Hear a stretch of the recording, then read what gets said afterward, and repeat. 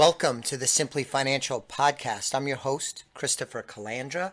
So today's episode is going to be the first of a three-part series. I wanted to focus on toxic money beliefs. There's 12 that we identified. When I say we, I'm going to bring on Lindy Brock, who has worked with me very closely here over the last 8 years at Elliott Wealth Management Services. So we identified 12 toxic money beliefs. We're going to do this in a three-part series. This is the first part. So we're going to break it into 4 toxic money beliefs per episode. And I think this will be a good content for you, the listeners. I think you'll enjoy it. And I would imagine when you think about your beliefs with money, that one or more of these you'll recognize either in yourself, spouse, partners, business associates, family, friends. I think this will be valuable. Lindy, you're on the line with me, right? I'm here. So what do you think about this topic, just to kind of kick it off? This was kind of my idea, but what are your thoughts about it? This is a topic that I really like. And I think I agree with you that I think that most people will find this very valuable. Thinking back when we meet with clients and they seem to present, either a host of problems or they're having one specific issue with their money, it usually boils down to one or more of these toxic beliefs that we're going to discuss. And they don't even know this when they're meeting with us, but they present with this problem. And then it's kind of our job to boil that down to, what is the underlying cause of their issue. And these beliefs are mostly ingrained in people, passed down from our parents or something that they experienced early in life that had this deep psychological impact on them and really caused them to have really just a not healthy relationship with money. No, I think that is well said. So if it's okay, let's jump right into the first of the 4 that we're going to talk about today, again, being the first part of this 3-part series. So kick it off with money is inherently evil or bad. This comes from an often cited Bible verse. I think it's Timothy in the Bible, not that I'm an expert in the Bible, but it's something to the effect of, for the love of money is root of all kinds of evil. And in my experience, Lindy, that a lot of people take it out of context and they drop the first part of that quote and they say money is the root of all evil, or money is the root of all kinds of evil. But it's that love of money, the inappropriate love of money, that is key in the passage. And to leave that out does a disservice to the topic. I don't believe money is inherently evil or bad. I think that money, wealth, is a powerful tool that has helped advance mankind. I don't mean to make it some grandiose thing, but I really do believe it. The life we live today in this world, in this country, and in the world generally speaking, is better than it was in the past. And that's come about in large part by money, which has fueled innovation, better production methods, new technology. And before I get to your comment, Lindy, I was at a presentation not too long ago where I heard some economists talk about the markets. And one of the person was, his name was Jim, was kind of macro in his comments, Lindy. And one of the things he said, that when he started in his career on Wall Street in 1982, he talked about how that was part of the Reagan Revolution and it gave way to the great 1980s and the great 1990s. And it was a period of tremendous economic growth for this country. And it was great that he was in a spot where he could participate and flourish in it personally and professionally. What he talked about, though, was in 1982, extreme poverty in the world was at 44%. And he said that today, extreme poverty in the world has been driven down from 1982 until today, from 44% to 8.5%. Wow. That is impressive. And I know when you read the news, especially these days, it seems like the sky might be falling. But when you pull back and you take a look at the arc of history, we live in a better world today, a healthier, wealthier world. And some of it, not all of it, is due to money.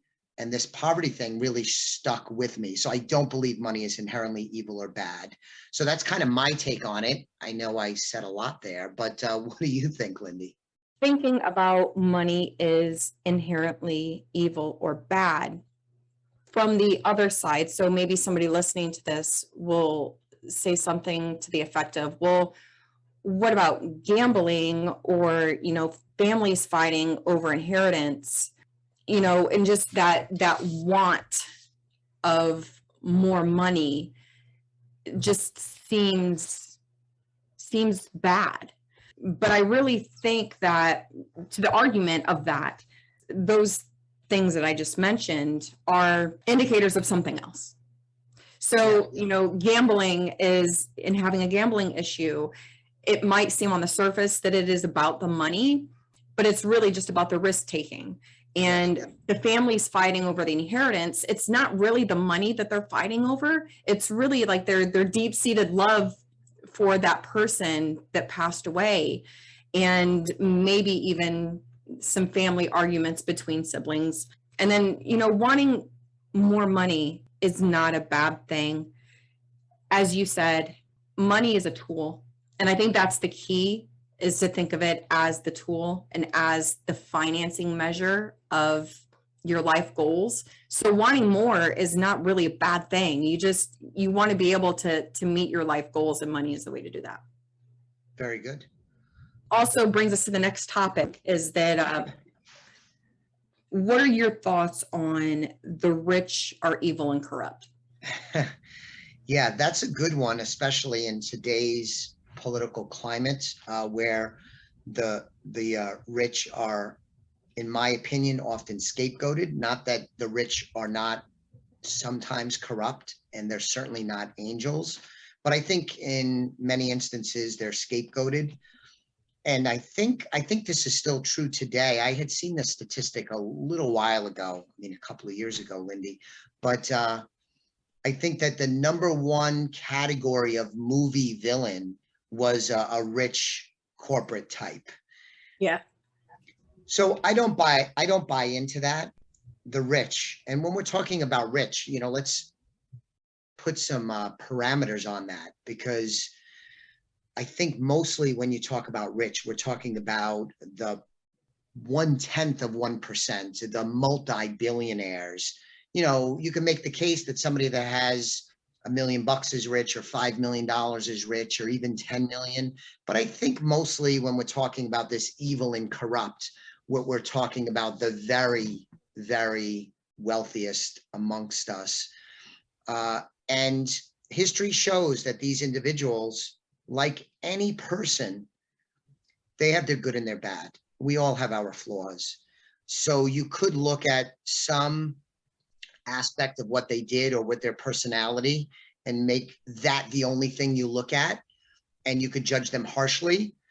Most of them, though, you could point to other instances of generosity, of kindness, of innovation, of making the country, their community, the world a better place.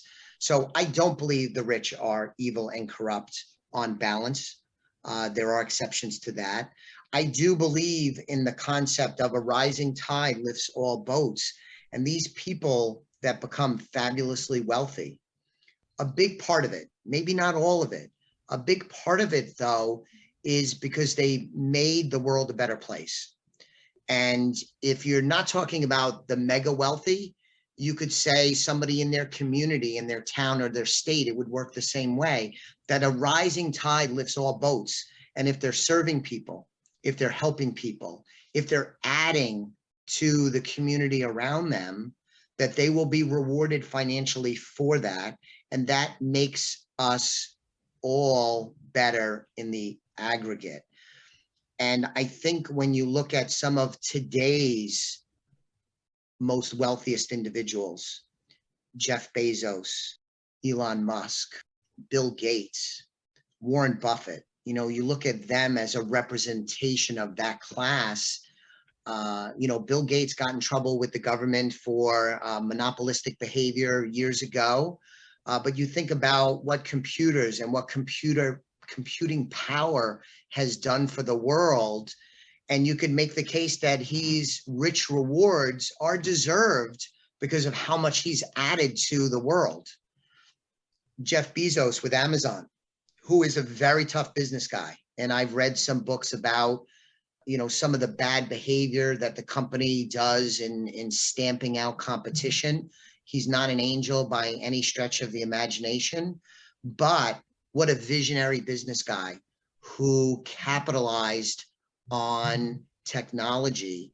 And now the ease of doing business through Amazon, having things delivered right to your home quickly, increasing price transparency. You could go on Amazon and you could see the price of everything, the reviews on everything.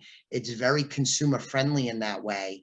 Again, I think on balance, the emergence of Amazon as an enormous, powerful company has been a net benefit to the country, not without its flaws.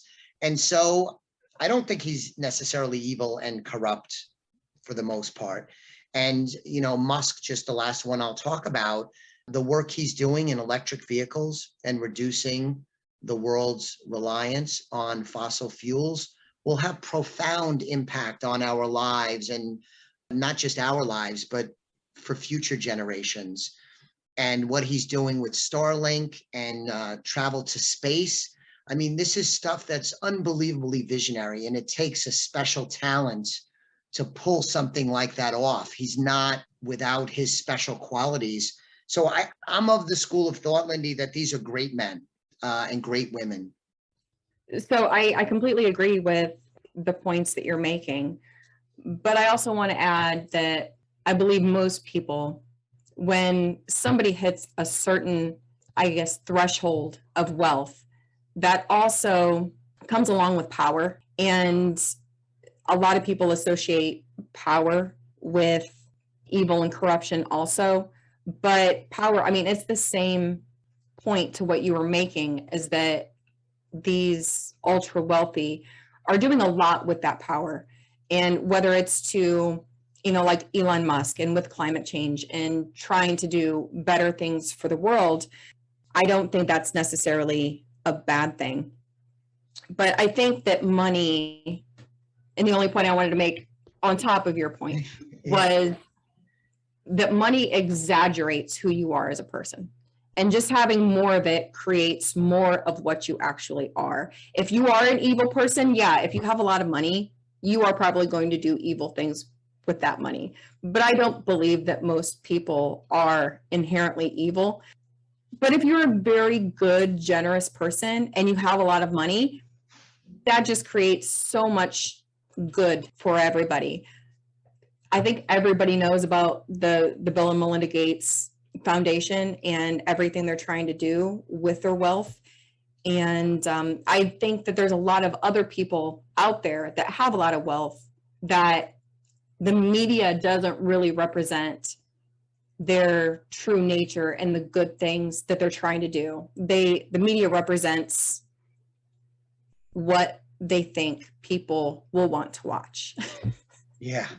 So it's a great discussion. You look at Vladimir Putin in Russia. By some estimates, now this is not transparent stuff, he might be the richest person in the world. And I think we could categorize him as evil and corrupt with not a lot of concern over accuracy. He's a bad dude. So there is an element of this that is true. And then on the flip side, touching on what you mentioned, America is the wealthiest country in the world by a wide margin. And the philanthropy in this country, Americans give a lot of money to charity in country as well as internationally. And the reality is that philanthropic transfer of money is happening by wealthy individuals and middle class and up individuals, Are the poor also giving and charitable? Yes, especially of their time. But to really move the needle, to be able to be as philanthropic as this country is, the wealthy are tremendous, tremendous at giving money away. And it's not just this current generation like Bill and Melinda Gates, but you go back to the Carnegies and the Rockefellers and on and on. A lot of the institutions in this country, like libraries, were built on philanthropic giving of some of the great titans of industry in the past. So it's not clear cut. I talked about celebrating some of these individuals, but they're not angels personally and professionally. They play hardball business. And if you're on the wrong side of a business dealing with them, you might feel a little different. But I think the idea that they're rich, are evil and corrupt, and they make your life worse is mostly untrue. Let's talk about the next of the ones we're going to talk about. So far, we've covered money is inherently evil or bad. That's a toxic money belief. Another toxic money belief is the idea that the rich are evil and corrupt.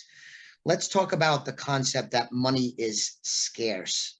I think, Lindy, that the American dream is intact, that if you work hard, if you play by the rules, you set some goals, and you diligently apply yourself to accomplish those goals, that you could achieve success. And oftentimes when we're talking about that, it's about money. It doesn't have to be. It could be about sports or relationships or health habits. But in the money arena, I believe that the American dream is intact, that if you work hard, you could achieve financial success. Often that means achieving greater financial success than your parents and grandparents. For some people, they will fall short of that. And there are a lot of reasons for that. I do think, though, that for most people, most of the time, it is achievable. And that means that money is not scarce. If you have an abundance mindset, that things are out there for you to achieve, that if you help people, if you serve people, if you deliver value, that you will be rewarded financially for that, runs afoul of this idea that there's not money out there for you to be successful or maybe even to survive, because we wouldn't want anyone to be in abject poverty and not have enough money for food. That's terrible, heartbreaking, especially in a great country like ours. So I don't think money is scarce. You have an abundance mindset and you work hard, play by the rules, deliver value, help people, you will have financial success, I believe. What do you think about this topic, Lindy?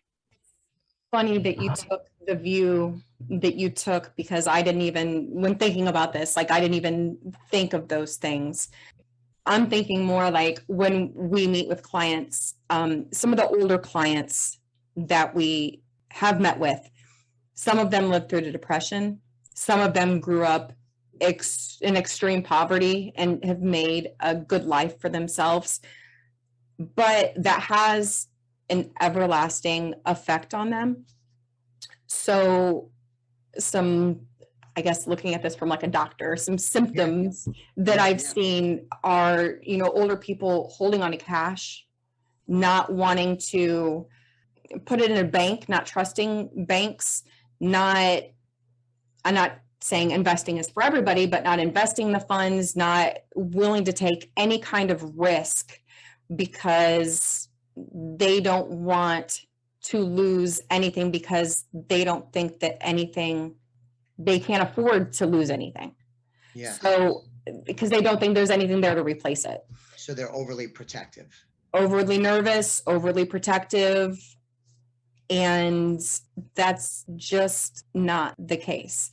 It's been proven. Well, I can't say it's been proven because just look back in history. Yeah, history shows. History shows that holding on to cash and just, having this huge source of cash is not a good thing, because inflation eats away at your money, and not keeping up with inflation or outpacing inflation dwindles down that money, and it just doesn't give you, it doesn't make the most use of that tool that you have. Yes. No, it's a great version of the money is scarce concept. I took more of a macro kind of conceptual view of it. You bring up a good point, though. We meet with a lot of people that have a nest egg, and they want to take care of that nest egg. I use the term overprotective, where they think that they are protecting it because they think money is scarce, but it does open up to other challenges. So in today's environment, if you get less than 1% in the bank, but we have inflation running at, let's say, 7%, that was the number for 2021.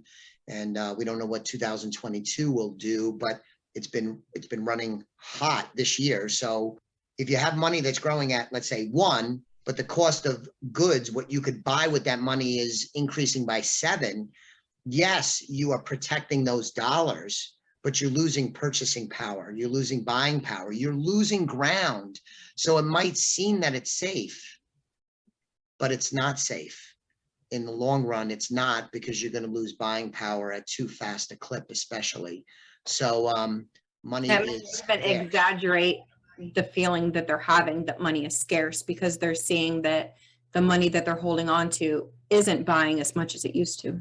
Yes. I think another element of this is the idea that you can't go out and make money either through labor or investing wisely. And I don't believe that that is true. I think that's another toxic misbelief. I think that money is not scarce, that you could go out and work for it. You could go out and invest and create more money for yourself, while also, again, the grandiose idea of making your community a better place.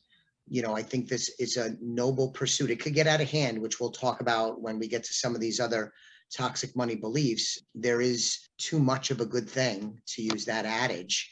But I don't believe money is scarce. And I personally believe, Lindy, that for me, this abundance mindset, because I didn't grow up with a silver spoon in my mouth. I know you did not. And many of our clients, as you asserted earlier, grew up in difficult economic circumstances, and they've made good lives for themselves, as I have, and I know you have. The idea that money is not scarce, that you go out and make it, and that you could invest it and be a good steward of it and have it grow, is a very, very powerful. And that's why this money is scarce is not something that people should hold on to tightly. Agreed. So money is scarce is very similar to the next topic, the next toxic money belief, which is spending money is a moral failing. What are your thoughts on that? So we could go in a couple of different directions with this, but I was thinking about it where I'll use the example, somebody buys $100,000 car, and then someone will criticize that person as, what do you need to spend that money on? Who needs a $100,000 car? Or who needs a $2 million vacation home? You pick your critical comment. And that toxic money belief is judging other people on how they're using their money. And granted, if the people can't afford those purchases, that's a different issue. But let's assume that the individuals can afford it, and that's what they want to do with their money. I don't think spending money on such things, even if they are luxury items or extras, not must-haves like food and heat, I don't believe it's a moral failing. I don't believe it's wasteful. I think it's the great part of having a quality of life, adding to the richness of your life. If you're spending money and you are increasing your enjoyment, having that money do something for you that is beneficial for you, I think that is within the construct of an appropriate work-life, money-life balance, I think is perfectly fine. And the thing about that is if you go out and buy a yacht that costs, millions of dollars, like some of these super wealthy individuals do, the people that make yachts, they love boats and they love yachts and the craftsmanship, the work that goes into the engines, the finer appointments on the yacht. The people that do that work usually like that kind of work and appreciate what they are doing in creating this beautiful product. And they get paid for doing that up and down the supply chain of creating this end product of an amazing yacht. And so I think not only is it good for the people that are spending the money if they get the beneficial enjoyment, the fulfillment of whatever they're spending the money on, either a product or a service, but additionally, the other side, the people that are providing that good or service, they oftentimes get value out of doing it, both in their fulfillment of doing something that they like and enjoy and feeling productive, as well as getting a financial reward for it. What are your thoughts? So you kind of took my talking points on that, but it's okay. Go on. I just want to add that I think spending money is part of just enjoying the fruits of your labor. We spend all of this time working and saving, and it's a lot of work, and people sometimes spend their whole lives putting in all this work towards something. But if you're not working towards something, what's it all worth? So just being able to enjoy the fruits of your labor and being able to enjoy seeing what you're able to finance for yourself is just very fulfilling. And if people are afraid to spend their money, spend their hard-earned fruits, then it just doesn't seem like a very happy life. Great. I agree. You have been on a personal journey, like all of us, where you've had increased financial success over the years. And I know in our, personal business conversations, you, like me, and like many, many others who are listening to this podcast, are able to buy nicer things, do more expensive things experience-wise.